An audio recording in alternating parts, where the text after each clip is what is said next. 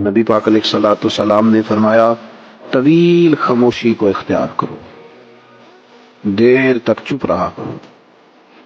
فرمایا اگر تم اسے لازم کر لو گے تو یہ چیز شیطان کو بہت زیادہ پھٹکارنے والی ہے، دور کر دینے والی ہے، اور تمہارا طویل ٹائم خاموش رہنا، لمبا وقت چپ رہنا تمہارے دینی کاموں میں تمہارا مددگار ہوگا۔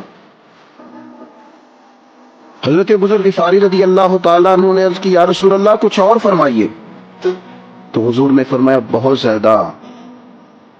ہنسنے سے بچو، کیونکہ بہت زیادہ ہنسنا دل کو مردہ کر دیتا ہے اور چہرے کے نور کو غارت کر دیتا ہے۔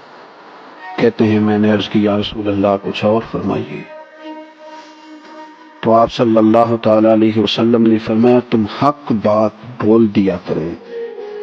اگرچہ کسی کو کڑوی ہی لگے۔ میں نے عرض کی یا رسول اللہ کچھ اور فرمائیے،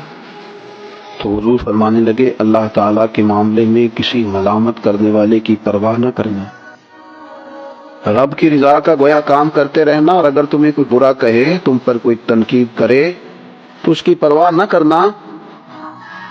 میں نے عرض کی یا رسول اللہ کچھ اور فرمائیے،